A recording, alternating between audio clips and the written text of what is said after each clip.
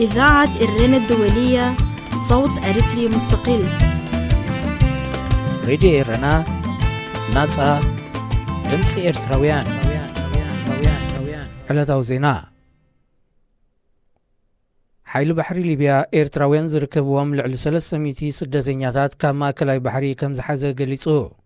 أفنيات حيل بحري جنرال أيوب قاسم نعقلقلوت زينا فرنسا بزهبو حبريتا مسرت أثم بعسر شوعات نحسس تتحزو سدتنياتات مبزحتهم كاب كتما خمس زتبقسيهم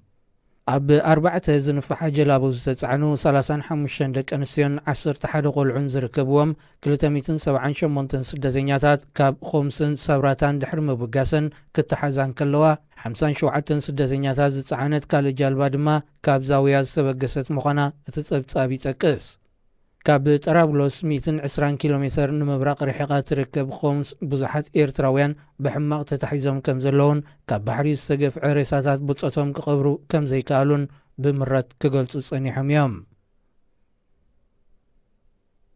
نسودان 3 عامتات زمرحة بريزيدنت نبر عمر حسن البشير بكسي بالشونان متففان نفر دغريبو اذي بريزيدنت مالي 19 نحسه اب خارتوم ناب زركب بيت فردي بزغربلو بقلباب هياب بزحي هابتي مقعباتون كاب هابت هاجر زتطبافو ناي وصاي شرفي اب ناي ولقو كازنا مقماطني تخصيصو او كل تشحن حموشن ناب دارفور تفصيمو بزبال عليتاو هلقيت باهغراوي بيت فردي غبنياتات زهدن عمر حسن البشير انصارو بسغواهر حزباو نعبي زحلف عمد كاب سلطان دحر ميلايو اب هاجرو نكالاي غزيو نفرد زغرب زلو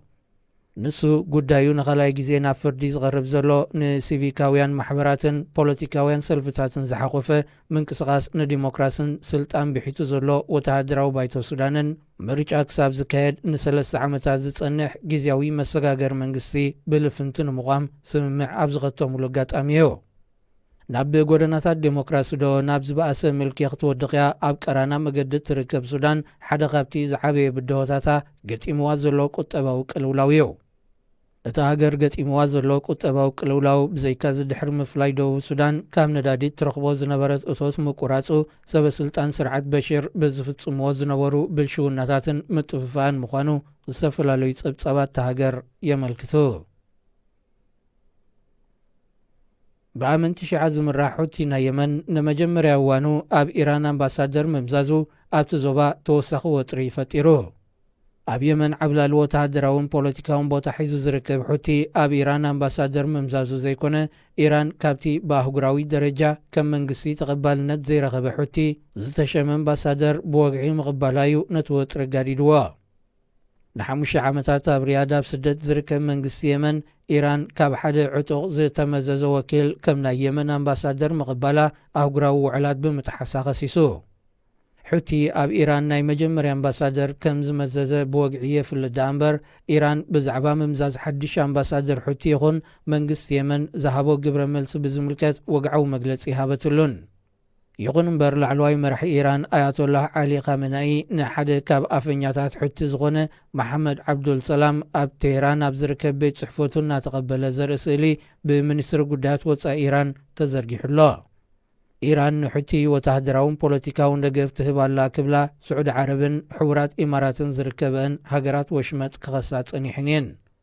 الحتي رسغة ما سنع زركبو زبزح كفا اليمن تغسات إيري ركاب زينة أبزي فتصم إذاعة إيران الدولية صوت أريتري مستقل. راديو إيرانا ناصع دمص إرتراويان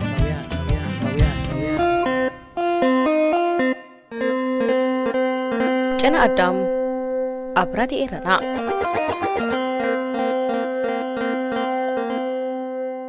قديم تقلاسين دراسن تكي بيني اب زحلفا وارح بموت دحر مفلايو نزخرو زملكت ابت اوانتي مس مسارحتو مقالستن ناي قربا فتوتون اعرختون سفح زبله علال بمكياد ندحر بايتا دراسن تقلاسن تكي بيني زملكت تحستو قريبنا نيرنا دراسن تقلاسن تكي بيني بتا صوفيا زرقستا فلسفناويت مصحفو زفلت እኳ እንትኾነ ድሒሩ ዝሕተማ ፖለቲካዊ ተዘክሮታተይ ከም መፋረቕ 50ታት ክሳፍ ፈለማ 80ታት ኣስፊረላ ዝብላ ዓባይ ታሪኻዊ ፍጻመታት ዝሓዘት መጽሓፉ ካብ ሪቕ ሕፍንቲ ኣብ ልቢ ብዙሓት ኣንበብትን መንእስያትን ዓብዪ ኣድናቖትን ተፈላጽነትን ዝገደፈ ሓደ ካብ ዓበይቲ ጸሓፍቲ ኤርትራውያን እዩ። ኣቶ ተኪኤ በየነ ድሕሪ ዕረፍቱ ብዙሓት ፈተውቱ ብዛዕባ ውልቃዊ ባህርያቱን ተመክርኡ ኣብ ሰውራ ኤርትራ ከምኡውን ኣብ ስነ ጽሑፍ ዝነበሮ ዓብዪ ተገዳስነትን ፍልጠትን ኣመልኪቶም በብእዋኑ ዝኽሮም የካፍሉ እዮም። ኣብ ዝቐረበ እዋን ሓደ ካብ ዓበይቲ ጸሓፍትን ናይ ታሪኽ ተመራመርትን ኣቶ ኣለምሰገድ ተስፋይ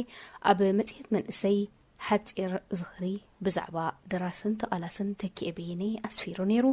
ኣብ ናይ ሎሚ ትሕዝቶ መደብ ጨና ኣዳም ነዚ ጽሑፍ ከነካፍለኩም ኢና። ክሳብ ፍጻመ መደብና ክትከታተሉ ብኽብሪ ዝዕድመኩም ወይኒ ሱሌማኒ ሰናይ ምክትታል። ሓደ መዓልቲ ነተኪኤ በየነ አንጊሄ ደው ኢለ እደልየካ ኣለኹ ንዓ ኦፊሰ ኢለዮ ግድን ከ ኢለዮ ምእንቲ ኸይ ኣብየኒ ቀልጢፉ ምስ መፀ ዳሕንዲኻ ኢሉኒ ንዓይ ወይ ንስድራይ ገለ ዘጓነፈና መሲልዎ ከይተዛረብኩ ናይ 1960 ጋዜጣ ዘመን ገንፂለ ሓንቲ ምልክታ ርእዮ መርዓ ወደይ ተኪኤ በየነ ኣብ ዝዕለት እዚ ክውዕል ስለ ዝኾነ ኣብቲ ፈለማ ኣበባይ ምሳይ ሓቢርኩም ክትውዕሉ ብኽብሪ ዕድመኩም ኣለኹ። እቶም ብሰንኪ ሕፅረት ወረቐት ዕድመ ዘይበፅሓኩም ፈተውትን መቕረብን ድማ በዚ ምልክታ እዚ ተዓዲምኩም ኣለኹም ይብሉ ግራዝማች በየነ መብራህቱ እያ ትብል ነይራ። ወይ ንዕኡ ዝመስል ቃላት በሽትያ ኣነ ኸዓ ወይ ገለጓን ይፍወሎ ወይ ስባሓት ተስፋይ ከኣገሎ ኾይኑ ለይለ ሂፍ እናበልኩ መፅእ ስባሓት ተስፋይ ማለት ዓብሓወይ መሳርሕቱን ዓርኩን ዝነበረ እዩ። ሽዑ እናስሓቕናን ኣብ ሃኮስኤ ቡን እናሰተናን ብዛዕባ መርዕኡ ብዛዕባ መኣዛን ደቁን ኣተዓባብዮኦምን ኣስፊሑ ዘንቲዩለይ ብዛዕባ ፍቕራን ፍቕሩን ሞያኣን ተኣማንነታ ከም በዓልቲ ቤትን ዓቃል ሕብሓብኣ ከም ወላዲትን ካብ ቃላቱ የሰሚዐዮ። ተኪኤ ማለት መኣዛ ምዃኑ ሽዑ ተገንዚበ ሃብታም ኢኻ ኢልዮ ድኻባ መደኽደኽ ኢሉኒ ስማዕ መን ኣሎ ካብዞም መሳቱና ከመኻ ዝተዓወተ ኣብቲ ግዜ ንእስነትና መብዛሕትና ፈቐድኡ ዓንዘርዘር ክንብል ንኹሉ ርኪብካሉ ተምሃራይ በዓል ሓዳር ናይ ፖለቲካ እሱር ወላዲ ባንከኛ ተባሂልካስ ኣብ ኣስመራ ደጀን ትኾነካ ጥምርቲ ስድራ መስሪትካ ኸኣ ተጋዲልካ ሓርበኛ ቢልካ ተመሊስካ እያ እዚ ኸይኣኽለካ ነታ ሃገራዊ ባንክ ንዓመታት ገዚእካዮ ኣብ ባጤራ ናቕፋ ፊርማኻ ስፊርካ ሕጅኻ ብደቂ ደቅኻ ተኸቢብካ መጻሕፍቲ ትድርስ ኣለኻ ካብዚ ንላዕሊ መግለፂ ሃብቲ እስከምፅኣለይ ብዙሕ ሲሕቕና ምስ ተኪኤ ዕቱብ ይኹን ተራዕላል ጠፊእኒ ወይ ተመኒኒ ይፈለጥን ተዛራቢ ጥራይ ዘይኮነ ሰማዕ እውን ስለ ዝነበረ ሙቐትን ክብርን ዝልግስ ርህራሄ ዘይፍለዮ ሰብ እዩ ነይሩ። ልቦና ነይርዎ ግን ኣብ ዘድሊ ኸኣ ቃል ዓለም ኣይነበሮን። ወዋኒና እናጐተተና እኳ ከምቲ ዝድለየ ኣዘውቲርና እንተዘይተራኸብና ምኽሩን ምቁር ዋዛታቱን ዝናፍቕ ሰብ እየ ነይረ። ድምፁን ሰሓቁን ጽሬቱን ኣለባብስኡን ደጊም ኣይክርእኔ ነተን በሽትያ ኣባጥረግ ዝብላ ዙትራት ኣጽዋውዕኡ ኣይክሰምዐነን ኢለ ከኣመን ከኣ የጸግመኒ።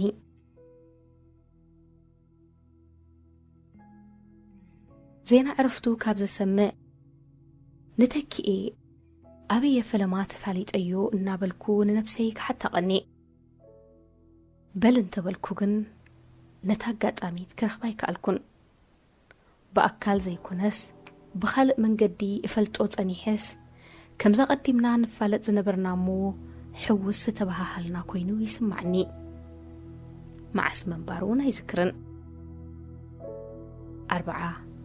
50 عمتات يكبر خون ركز أني إذا سأقم ناي بزحات فلقتو كخون كم زخقل جنكا كجرم هيك بقن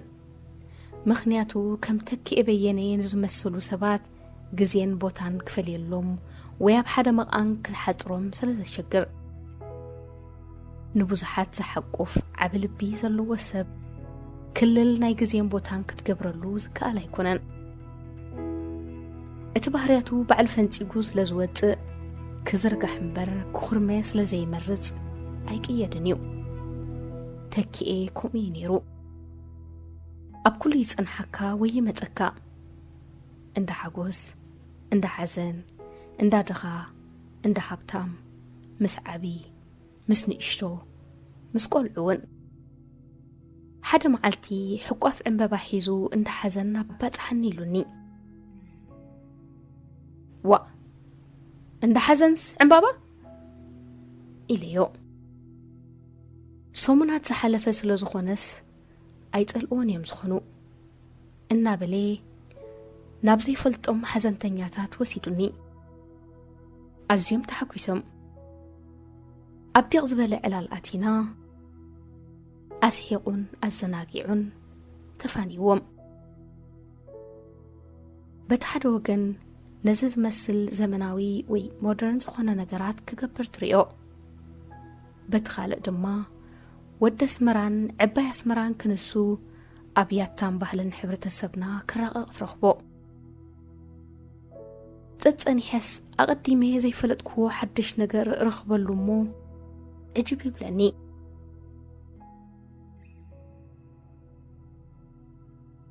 حد معلتي أب إير تيفي دي غزبالي ناي قطر علالن درفن كقرب تعسيبيو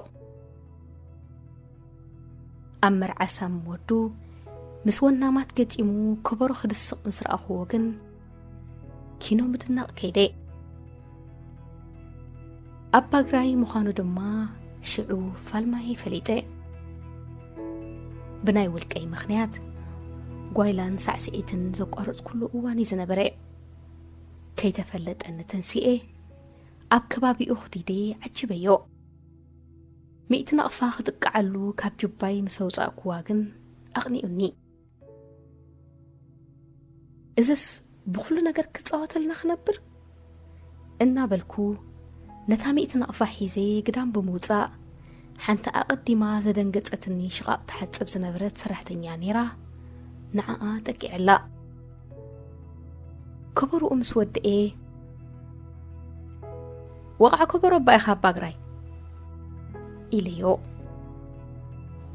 كسا حجي تفلتن ما مليس كحدش نقر النام زاكا كود كيخكانا نايتا ميتنا أفا مس نقركو أبرتي عسيقو أنا خا كتسعسع مصر أخو خات حقوشي انقوع سعسع أخوها انقوع كأمر عود ديكوني كبلا كان دا حسبكو متيخاني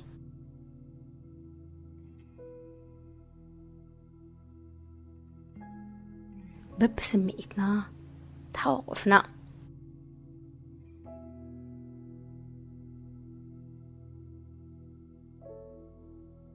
بزعبات صحفاتو كالوت كم ززاربلو سلازقمت أبسي زبلي باللين حنت نقرت راي أب حدث إرترا بسمسنة صحفاوي نقفيتا تحستو يغن منفسو كقبولو زي كألكو نتكئن مصحفون أتريرو زوق صحف زوطلو معلتي نيرو تكئ حارقو بخمي كملس كم زخقل مخرحتيتوني أي تملس إيغنور كبرا إليو قدامي نقر نايبر عسم سلسخوني من كتب ليخا كابريق حفنتي نباري تحول تقيا مسموتكا ددحريخا تترف مسميتكا زوست للكايبل كان كالأي إذا صحوف مستهم نقفتخان نايبر عسمو من صباح نقهون أي كذكرنيو سرح كاتراي كتزل በዝን ክንደዝን ኣይትጎናድብ ኢልዮ ሓቅኻ ኣነ እውን ናብ ከምኡ እንዴዛዜ ግን ርኢቶኻ ክፈልጥ ስለ ዝደለኹ እየ ኢሉኒ ተፈላሊና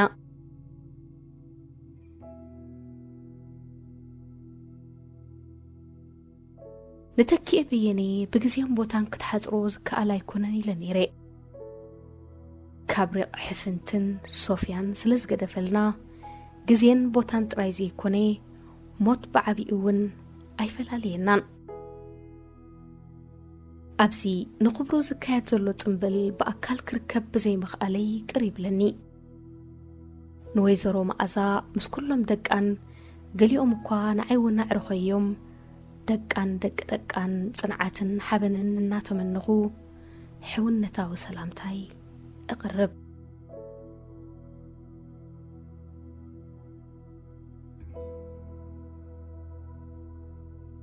ألم سجد تسفاي إرنا هنا إذاعة إرنا الدولية كبرت خاتلت مدبنا نايلو متحستو إذا تكتاتلو وتصنحكم ينيرو أب زمت الصمون بخال أرستي دقيمنا كن رهبينا كساب شعو سسنايو نخلنا تحنك النيو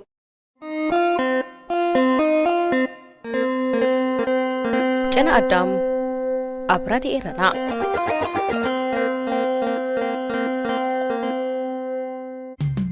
إذاعة إرنا الدولية صوت أريتري مستقل راديو إيرنا ناتا دمس إيرتراويان إيرتران كبابيان معكنا زين عالم سلام زي خبركم تغذاتلتي مدب إيرتران كبابيان كما يتغنيو إذ غنيات زي عمتاوي فيستيفال زبعلو لغنياتيو مغنياتن منكالن إذ حجي أب كسري إكسبوز بعل زلو هاقراو فيستيفال أفلما سبعاتات نتوما ميدا خوينوم بعدك إبرت زمكتو زنبورو تغالس حيلتات نمدقافن انتاي كجبر كم زكال نمزتايني تقابيو أتير تراو متغخاب أب جرمن جميرو أب شحن شعاتا 273 أب بافيا إيطاليا سجيرو كابوغا كسابنا تنت ترغيبو نابس مرازق عز أب بولونيا عمت إنا معبلن إنا عمرن بزغيدا ودادبا بوليتيكاوي قطباوي محبراون بهلاون عمامات حيزو كم زغايدن أب هنصت إيرترا أزيو حقازي كخون زغيل مهرون تمكرون كم زنبورو جن كم كلو ترايوز تغوصيه كرم لدتو زبرعانه حلمن مدباتن هاقراويان زيغاتات كم ستقلمه نايتو وان سب زغري زاربو أتي كاب شحن شعاتا 274 كساب شحن شعاتا 291 عمت متأ بالسفلالي ودابن درجان كعبا مايت كساب عصات 10,000 حسابات ساتفوز زنبورو هاقراو فيستيفال نفت ساميتاتو قديفكا بمنفسون علامون ترحكوا انت تزاريبكا فوليومات متصحفتي اياخلونيو أزب مهرون تمكرون نفس وكف عمت انا رقيقن انا تصففن زمتأ باودا دبون محضرون زدنق فيستيفال نتصن بلاتو زقلت عمتاوي قزيف متصحف كدرسو زي كالا يكونن انتقنا زي نوشت انقدامن انا تملالسة نجزين في الساميتاتن انا قلسة سومناوي زغرب مدب إيرتران كبابيان نعجم أمران أم عبابلان فيستيفال بولونيا نتي للهمتو بمدهساس حفشاو مسلن سئلن كغرب كفتنيو مكسالكم نعدهم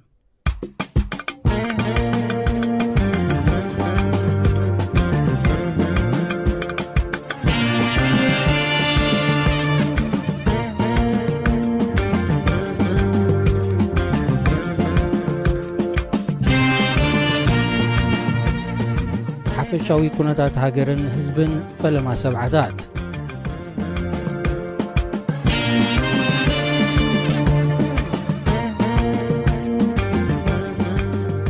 عبشحن شعاتا 261 زجمرة برتاو تقادلو ورؤو أم مززام سبعتات ناب كبسا قدسو خديب جميرو دهاي تقالسينا تسنة تسمعو أب سفلالي كورنعات عالم بتمرتن سراحن تسديدوم زتصنحو هاجراويان اجامون كبركتو بغربا مستسورا كراقبون انتاي نقبر كباهالون ولاون بوحد قصري يخون ኣብ ዝተፈላለያ ከተማታት ጀርመን ክራኸቡ ጀሚሮም። እንተኾነ ታሪክ ብረታዊ ተጋድሎና ብጽሑፍን ዝኽርን ከም ዝሰነዶን ሰብ ውዕሎ ከም ዝምስክርዎን ኣብ ተሓኤ ብዝተፈጥረ ናይ መስመር ፍልልይ ገለ ክፋል ተጋደልቲ ካብቲ ውድብ ተፈንጪሎም ናይ ገዛ ርእሶም መስመር ተኸቲሎም ሃገራዊ ተልእኾኦም ንምስላጥ ህዝባዊ ሓይልታት ዝብል ውድብ መስሪቶም ክንቀሳቐሱ ምስ ጀመሩ ተሓኤ ሜዳ ኤርትራ ካብ ሓደ ውድብ ንላዕሊ ኣይጸውርን እዩ ብዝብል ምጉት ብብረት ክትሃድኖም ስለ ዝጀመረት እቲ ወጻኢ ኮይኑ ንሰውሩ ዝድግፍ ዝነበረ ሓይሊ እውን ነቲ ሓድሽ ውድብ ዝድግፍን ንጀብሃ ዓባይ ዝድግፍን ኮይኖም ተፈላለዮም። እቶም ንመስመር ህዝባዊ ሓይልታት ዝኽተሉ ወገናት ብኸመይ ነቲ ካብ ተሓኤ ዝተፈልየ ውልዶ ሓይሊ ንኽድግፍዎ ኣብ 1973 ኣብ ፓቪያ ኢጣልያ ኣኼባ ኣካይዶም ሓደ ሙሉእ ጊዜኡ ዝሰርሕ ኣካል ኣቑሞም። ንዓመቱ ካብ 1974 ጀሚሮም ክሳብ ናጽነት ኣብ ቦሎኛ ቐጺሎሞ። ኣብ ሜዳ ኤርትራ ኩናት ሓድሕድ ምስ ጓህረ ናብ ክልቲኡ ውድባት ደቁ ዘፋነወ ህዝቢ ተሻቒሉ ህዝቢ ስመራ በስመርኡ ደቁ ኸዓርቕ ንወክዝ ኣገር ፈሲሱ። ዝኾነ ሜዳን ሃገርን ዝግበር ነገር ይቐልጥፍ ይደንጉ ኣብ ወፃእውን ስለ ዝስማዕ ኣብ ዝተፈላለየ ሃገራት ስደት ዝነበሩ ብኩናት ሓድሕድ ኣሕዋት ዝተተንከፉ ሃገራውያን ነቲ ሜዳ ተፈጢሩ ዝነበረ ፍልልይ ንምዕራቕን እንተተኻኢሉ ብዕርቂ ሓበራዊ ሃገራዊ ውድብ ንኽምስረት ከምኡ እንተዘይተኻለ ኸዓ እተን ክልተ ውድባት ሰብኣውን ንዋታውን ዓቕምታተን ኣወሃሂደን ናይ ሓባር ጸላኢ ንምጽራግ ክተሓባበራ መልእኽቲ ከም ዘመሓላልፉ ይንገር። እንተኾነ ክልቲአን ውድባት እቲ ሓደ ተሓሳሚ ዕርቀ ሰላም ምዃኑ ንሓድሕደን ስለ ዝተወናጀላ እቲ ሕልሚ ኣይሰመረን። ይኹን እምበር እቲ ንተሓኤ ዝድግፍ ወገን እውን ብዓቕሙ ዝተፈላለየ ኣኼባታት ይውድብን ዲፕሎማስያዊ ሓገዛት ይገብርን ነይሩ እዩ። እንተኾነ ዓቕሚ ውዳበን ትግባረን ህዝባዊ ግንባር ጸብለል ስለ ዝበለ እቲ ቅድም ዓመታዊ ጉባኤ ጥራይ ንምክያድ ዝጋባእ ዝነበረ ምትእኽኻብ ቀስ ብቐስ ካብ ፈቐዶ ኹርና ዓለም ዝመፁ ብኣሽሓት ዝቝጸሩ ሃገራውያን ከእንግድን ክሓቁፍን ጀሚሩ። ኣብ 1974 ንዘውዳዊ ስርዓት ዝዓለወ ደርግ ኣብ ሰሜን ንዝነበረ ሰውራ ክቖፅን ክጭፍለቕን ኣሎ ዝበሃል ኣጽዋራቱ ምሪሑ እምቢያለ ሰው ጥይት ኣጉርሰው እናበለ ንህዝቢ ኤርትራ ከርዕድን ከምበርክኽን ንኤርትራ ኣትዩ ዝተፈላለየ ግፍዕታት ስለ ዝፈጸመን ህዝቢ ስለ ዘበሳበሰን መንእሰያት ኤርትራ ከካብ ቤቶም ነፊጾም ገሊኦም ናብ ቃልሲ ገሊኦም ከዓ ናብ ስደት ኣምሪሖም። ሽዑም እምበኣር ኣብ ፈቐዶ ኹርናዓት ዓለም ኣብ ስደት ዝጸንሑ ባህድን ደርጊ ሰንቢዶም ናብ ዶባት ዝሰገሩን ዜጋታት ዳሃይ ሃገርን ህዝብን ክገብሩ ዕድል ኣብዘት ዝረኸብሉ ቦታን ከባብን ክወዳደቡን ክተኣኻኸቡን ጀሚሮም። ግፍዕታት ደርጊ ኸኣ ነቲ ዳሃይ ሰውሩኡ ንምግባር ኣብ ስደት ክተኣኻኸብ ዝጸንሐ ሓይሊ ደሪዑ ነቲ ኣብ ሜዳ ኤርትራ ብረት ዓጢቑ ኣንጻር ጸላኢ ዝገጥም ዝነበረ ሓይልታት ተወዲቡ ንምድጋፍን ፖለቲካዊ ራእዩ ከስምርን ከካብ ዘለዎ ብምትእኽኻብ ነቲ ድሮ ጀሚሩ ዝጸንሐ ኣማሚቕዎ።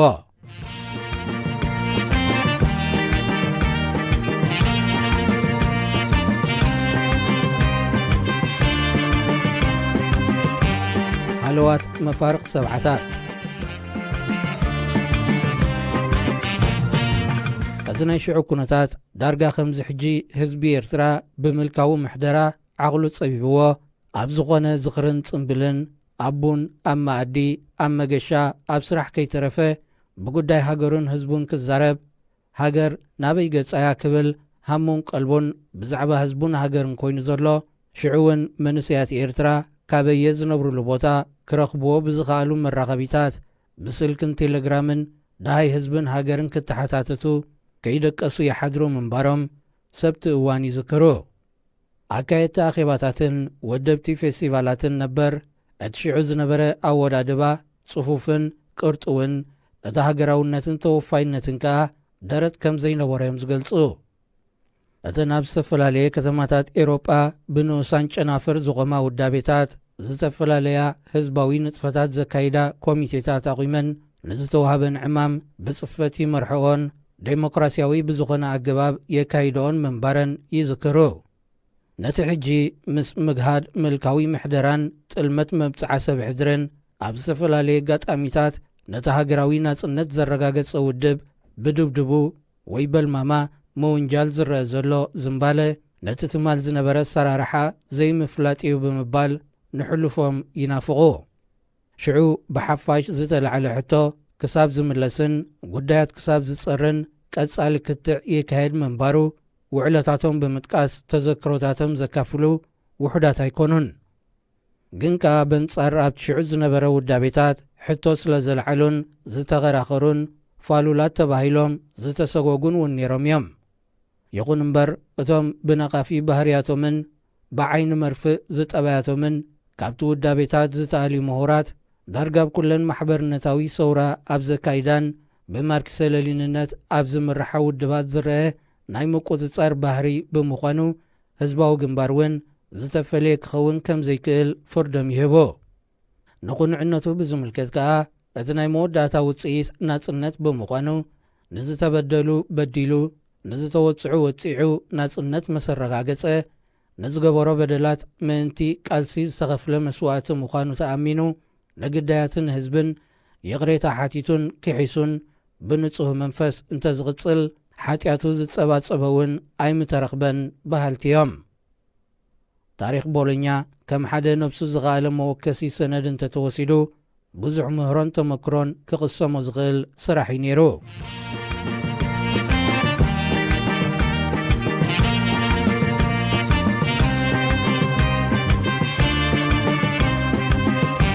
ኣበርክቶ ቦሎኛ ኣብ ፖለቲካዊ መዳይ እቲ ብምሉእ ጊዜኡ ተወፊዩ ዝሰርሕ ነፍሲ ወከፍ ካድር ንሽሙዳዩ ኣብ ወጻኢ ዝነብር እምበር ካብቲ ናይ ሜዳ ዝፍለ ዲሲፕሊናዊ ቀይድን ናይ ስራሕ ባህርን ኣይነበሮን። ብኣብነት ኢጣልያ ንምዝራብ እቶም ካድራትን ክምህር ዝኽእል ዘበለ ፊደል ዝቖፅረ ኣባልን ካብ ሶኒ ክሳብ ዓርቢ ኣብ ዘሎ እዋን ምሸት ነተን ናይ ትምህርቲ ዕድል ዘይረኸባ ኣሓትን ኣዴታትን ቀለም ይምህር። መሃይምነት ምስ ኣጥፍኣ እውን ካብ ሜዳ ብዝመፀ ካሪክለም ክሳብ 5ይ ክፍሊ ይምህር ነይሩ። ኣብ ርእሲኡ ሓሙስን ሰንበትን ስሩዕ ፖለቲካዊ ትምህርቲ ይምህር። ቀዳም ምሸት ከዓ እቲ ኣባል ናይ ዝተፈላለያ ሓርነታዊ ምንቅስቓስ ናይ ዘካይዳ ሰውራታት ተመክሮ መታን ክቕሰም ብፕሮጀክተር እናገበረ ፊልምታት ይርኢ እሞ ክትዓት የካይድ። በዚ ከዓ ንቕሓትን ፍልጠትን እቲ ኣባል ክብ ንምባል ይስራሕ ከም ዝነበረ እቶም ተረኽቲ የዘንትዎ። ኣብዚ ዝተገልጸ ዝርዝራት ዝረአ ነገር እንተልዩ ኣብቲ ካድር ኮነ ኣባል ሓፋሽ ውድባት ማዕረ ክንደይ ዝኣክል ተወፋይነት ምንባር እዩ። እቶም ኣብዚ ዕማም ዝዋስኡ ዝነበሩ ኣባላት ሓፋሽ ውድባት መብዛሕትአን ኣዴታት ኮይነን ኣብ ከቢድ ዕዮ ስራሕ ገዛ ተጸሚደን ውዒለን ኣብታ ዘዕርፋላ እዋን ተወፍየን ዝገብሮ እዩ ነይሩ። ኣብ ርእሲ እዚ ኩሉ ኣባልን ካድርን ኣምባሳደር ሃገሩን ህዝቡን ስለ ዝነበረ እቲ ብቋንቋ ጥልያን ኮነ ቋንቋ እንግሊዝ ክረዳዳእ ዝኽእል ምሁር ኣባል በብዓቕሙ ንስድራ ቤታት ጥልያንን ገስገሲ ማሕበራትን ብዛዕባ እቲ ኣብ ኤርትራ ዝካየድ ዝነበረ መግዛእታዊ ግፍዒ ስርዓታት ሃይለ ስላሴን ደርግ ብምግላጽ ፍትሓውነት ቃልሲ ህዝቢ ኤርትራ ንምርዳእ ይጉስጉስን ይፋልጥን ነይሩ። ንመሰል ርእሰ ውሳኔ ህዝቦም ምስ ዝቃለሱ ውፅዓት ህዝብታት ከዓ ይተሓጋገዝ ነይሩ።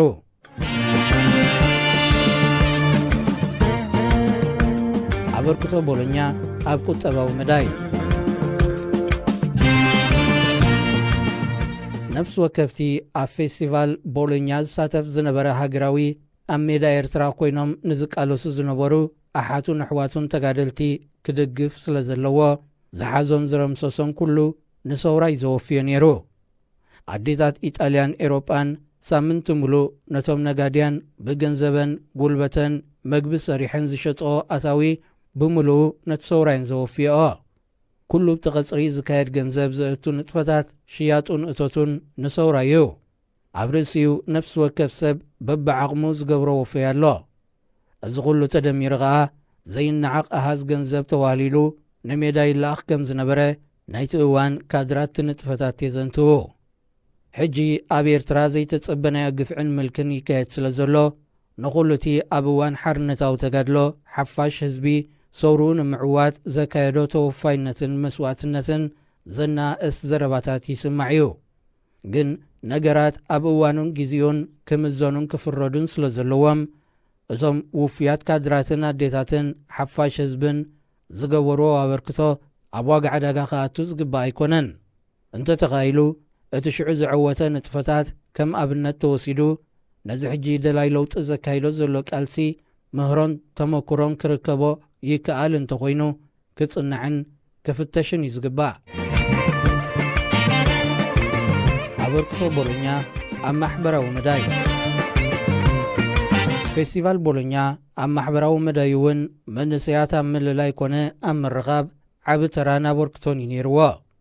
ብፍላይ ካብቲ ፌስቲቫላት ዝጀመረሉ ዓመታት ካብ 1984 ንድሓር ብዙሕ ህዝቢ ካበየ ዝነብረሉ ኣከባቢ ዳሃይ ሰውሩኡን ተጋደልቲ ኣሕዋቱን ክሰምዕ ምስ መትዓቢቱ መምሃርቱ መሳድቱ መቓልስቱ ኤርትራውያን ኣሕዋቱ ክራኸብ ካብ ዝተፈላለየ ሃገራት ስደት ናብ ቦሎኛ ይውሕዝ ስለ ዝነበረ ዳሃይ ሓድሕድ ክፋለጥን ክላለን ዕድል ረኺቡ እዩ። ኣብቲ ንሳምንቲ ብሓባር ዘሕልፍዎ እዋን ከኣ ብዙሓት መንእሰያት ተላልዮም ብፍቕርን ዕርክነትን ተቐራሪቦም ክሳብ ሓዳር መስሪቶም ቆልዑ ወሊዶም ዘዕበዩ ውሑዳት ኣይኮኑን።